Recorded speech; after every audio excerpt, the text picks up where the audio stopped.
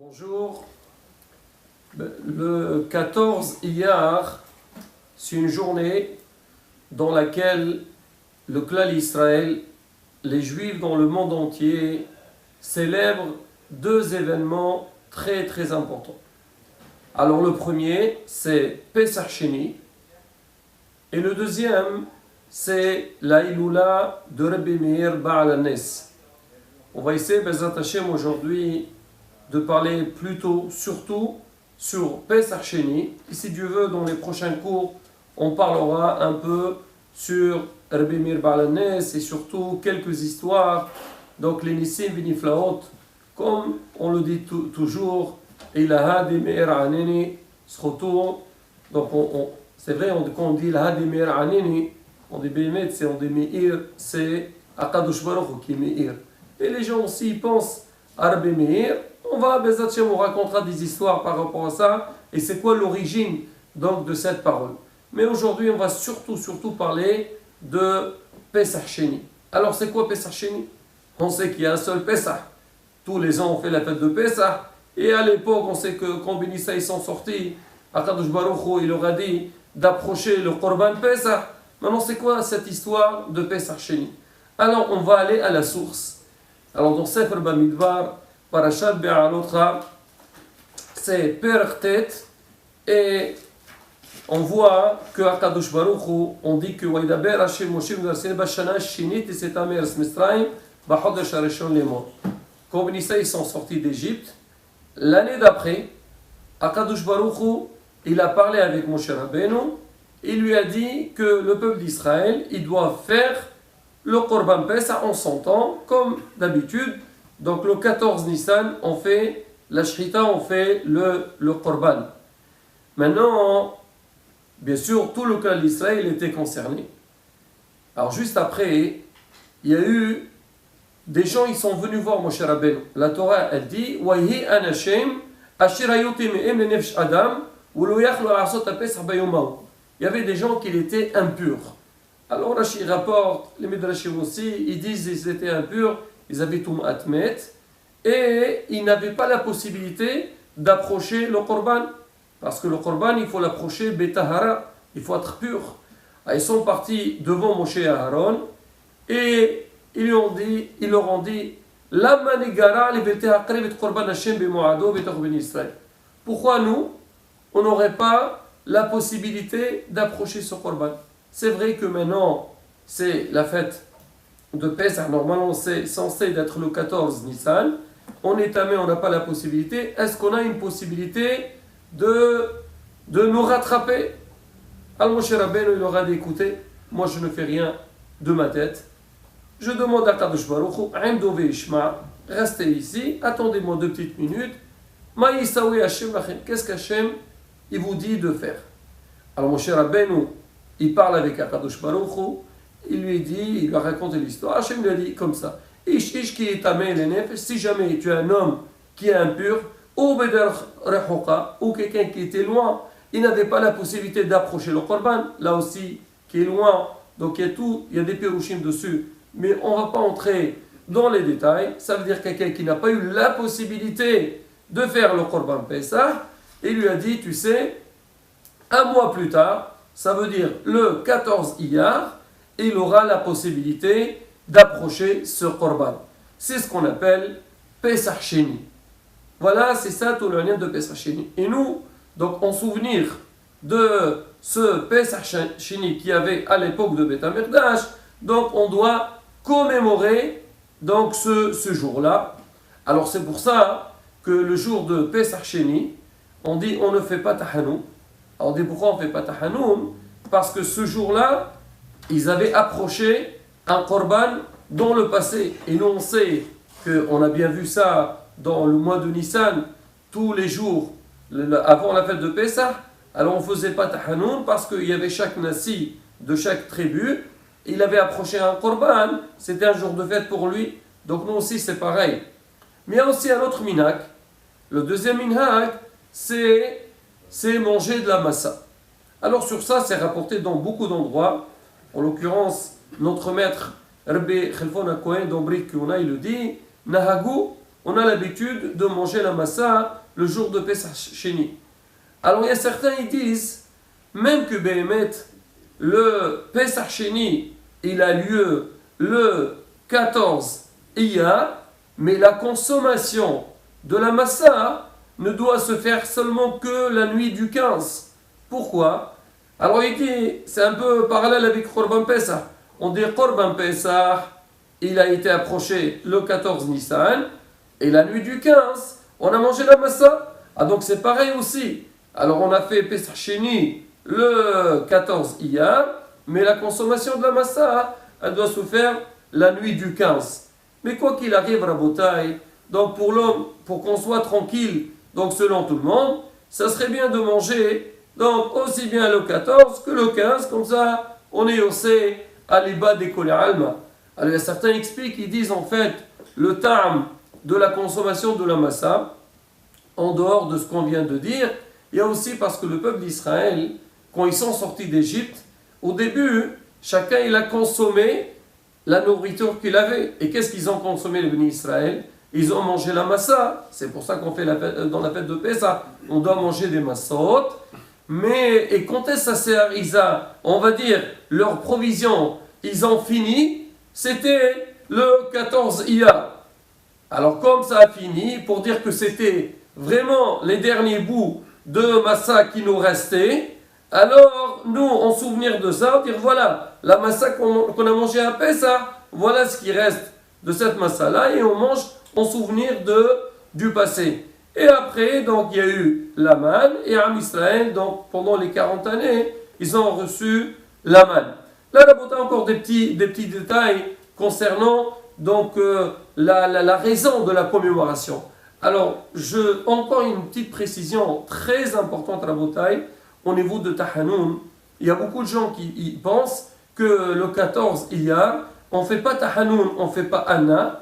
Pourquoi? Parce que c'est la Iloula de Rabbi Meir Baal Hanes. Rabotai, c'est pas ça la raison. La raison, c'est pas parce que c'est la Iloula. Alors, Haramim me disent au contraire, normalement, le jour de la Iloula, quand on a perdu un grand tzaddik, quelqu'un d'important, au contraire, on ne va pas dire que c'est un jour de joie. Il y a seulement Rabbi Shimon Bar Yochai. C'est marqué, c'est rapporté dans le Zohar HaKadosh que Rabbi Shimon Bar Yochai, avant de partir, il a demandé que le jour de son décès, ça soit un jour de Iloula, parce que lui, il a fait son tikkun, il a fait ce qu'il avait à faire dans ce monde-là, et maintenant il va monter au ciel, et là-bas, on va l'accueillir comme si un hatan qui arrive. Alors lui, il a dit, ne faites pas tahanoun. Mais sinon, pour Rabbi Meir Baal Hanes, non, c'est pas ça. On ne fait pas tahanoun seulement parce que c'est le jour de Pesach Sheni. Alors maintenant, Rabotai, même certains, maintenant, j'imagine que vous allez vous poser la question.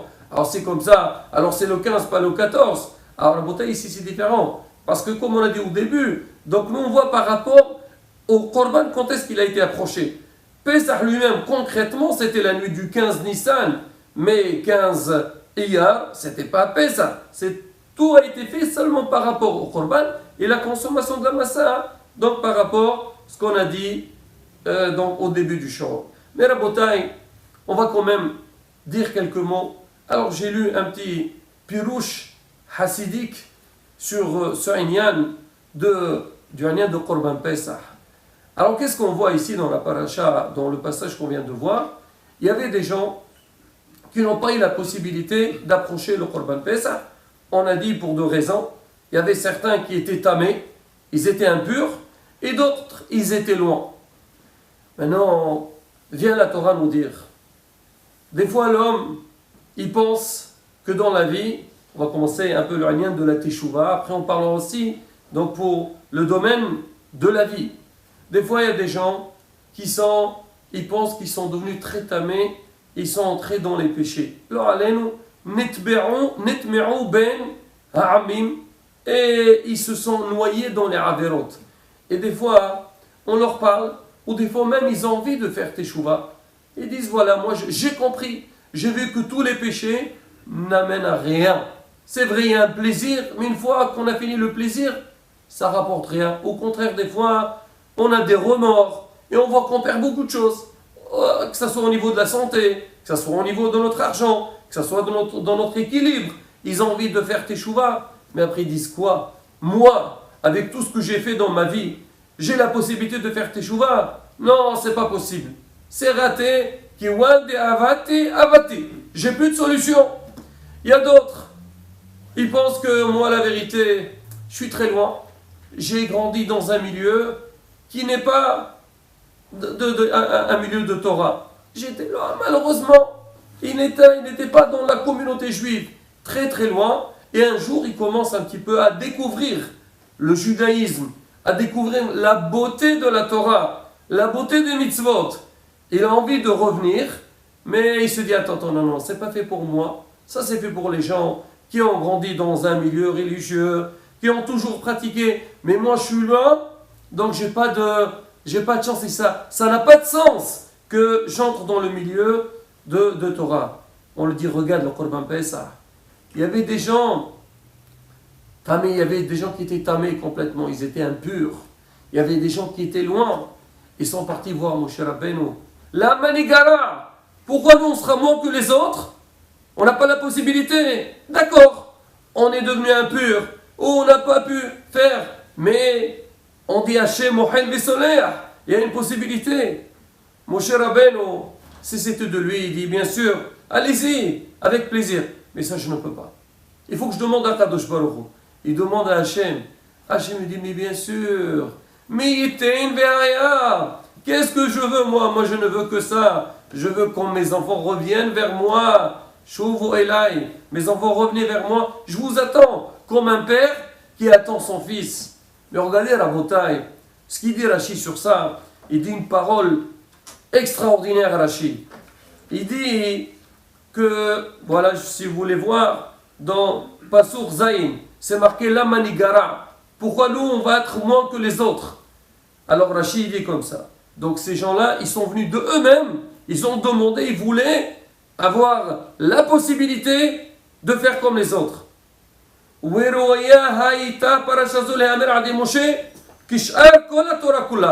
cette paracha-là, elle devait être dite normalement par Moshe Rabbeinu comme tout le reste de la Torah.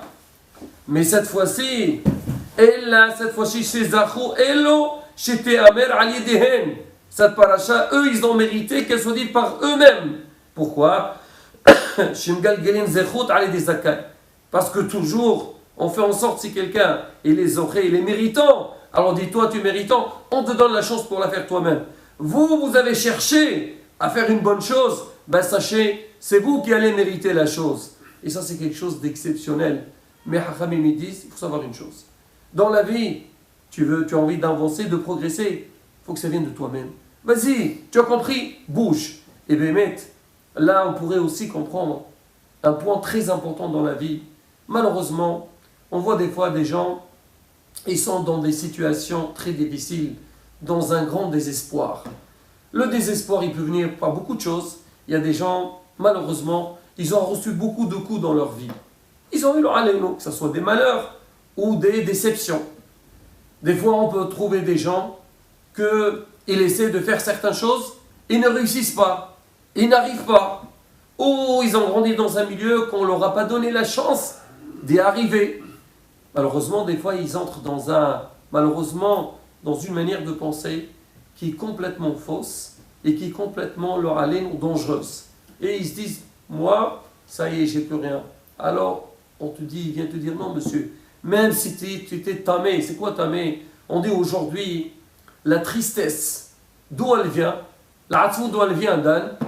C'est marqué, oui, vous savez c'est qui nous met dans la vie la atzvut, la tristesse? On dit c'est la sitra ahara, la force du mal. C'est marqué, c'est quoi l'arme aujourd'hui de la tristesse? C'est la sitra ahara, elle vient chez l'homme, elle le met dans un moment triste, pas bien, angoissé, déprimé. Alors quand l'homme il est comme ça, il ne peut rien faire. Il n'arrive pas à avancer. Et quand le sarara, il met la personne dans cette situation-là, alors c'est fini, il ne peut pas avancer. Il ne peut pas bouger. Alors il croit que j'ai plus de chance. Ou des fois, donc c'est pas par rapport à la Touma, ou des fois l'homme, il n'arrive pas. Il essaye, il n'arrive pas. Alors là, pareil aussi. Il croit que, ça y est, c'est fini pour moi, j'ai plus de chance. Alors vient la paracha de Pesach Sheni, nous dit voilà des gens sont venus voir Moshe Rabbeinu, la manigara, il n'y a pas de souci, allez-y, faites, et vous serez comme tout le monde. Mais encore une fois, pour toutes ces choses-là, si on veut une réussite dans la vie, il faut que ça soit de nous-mêmes. Il faut que moi j'ai compris que ce chemin n'est pas bon pour moi. Aujourd'hui, c'est pas comme ça que je dois, comme on dit, me conduire. Ah, tu as besoin de te réveiller, sache-le. Si c'est pas toi qui va donner le coup de pouce pour que tu te réveilles et que tu avances dans la vie, bah sache-le, on va dire, c'est pas aussi évident que ça, que l'homme, il doit être mithazer. Ah, c'est très dur, c'est possible. Et la bataille, encore une preuve, beaucoup plus forte que ça. Vous allez me dire ici, ils n'ont pas réussi, ils n'ont pas pu, ben ils demandent, on leur a fait une dérogation, ça passe. À la bataille, le peuple d'Israël, Harry, comment il était le peuple d'Israël en Égypte? Est-ce qu'il était dans un état exceptionnel, la grande joie, le grand espoir? Esclavage. C'était un des espoirs qu'on ne peut pas imaginer. Aujourd'hui, si on va parler avec n'importe qui, on va prendre... Tu dis oui, moi j'étais le problème, moi j'étais le problème, moi j'étais le problème. Est-ce qu'on peut imaginer qu'on a plus de problèmes que les gens qui étaient en Égypte? Ah mais il était à vous de les gambrer. Même Moshe Rabbeinu, quand il venait leur parler, il dit allez sortez. Ils ont dit mais Moshe, de quoi tu parles? Quoi? Avec tout ça c'est fini. Oublie. Non, Moshe, il les a renforcés, il leur dit allez, faites un effort. Allez-y, faites un effort. Ah, ils ont eu besoin quand même. Comment dire, quand je m'appelle Denissim Beniflaot, ils sont sortis 49 jours plus tard, ils ont reçu la Torah. Ils sont devenus le peuple élu. Donc pour dire que quoi, la bataille? Dans la vie, justement, l'homme, jamais, il faut jamais se désespérer. Toujours avoir de l'espoir face à soi et se dire, ben, Hashem, j'ai pas réussi, je réussirai. Et plus que ça, la bataille. Aujourd'hui, on peut aller voir n'importe quelle personne que dans notre esprit, il a bien réussi dans sa vie. N'importe qui. Allez-y le voir, dites, psh, vraiment, je vous envie, vous. Regardez, vous avez bien réussi dans votre vie. C'est quoi la réponse? Qu'est-ce qu'il va nous dire? Il va nous dire, écoutez, vous croyez que je suis arrivé à ça comme ça? Mais j'ai reçu des coups, j'ai reçu. Et j'ai failli tomber. Mais je me suis renforcé. Alors comment je me suis renforcé? Chacun et son histoire. Et j'ai pris les choses en main et Baruch Hashem, je suis sorti de tout ça. À la bataille, là encore une fois, comme on dit toujours, ce qui s'est passé avec nos ancêtres, ça c'est un message pour nous dans la vie. Pesach Sheni, c'est vrai qu'on réfléchit sur Pesach Sheni, on se dit quoi? Manger un peu de massa et gamarnon. Non, la bataille, il y a un message derrière ça. Il y a un message pour dire que quoi? Tu as toujours la possibilité. Et bien, on pourrait faire un grand parallèle avec le Rosh Hashanah Yom Kippourim. L'homme toute l'année, alors il fait ce qu'il fait. Il arrive au Rosh Hashanah, on te dit, tu es jugé, mais c'est pas fini. Voilà, on te donne 10 jours de dérogation. Fais tchouva, tu vas arriver, Hachem, et les mechaper à Kol Am Israël. Le Rabbi Melubavitch, il dit, c'est pareil aussi pour la Géoula. Nous, tous les jours, alors on prie, on veut la Géoula. Il dit justement, c'est pareil. Le peuple d'Israël ne doit pas se désespérer. Mais il faut qu'il demande. On demande, Bezat Hachem, on aura la Géoula très prochainement. Amen. Ken Yerason.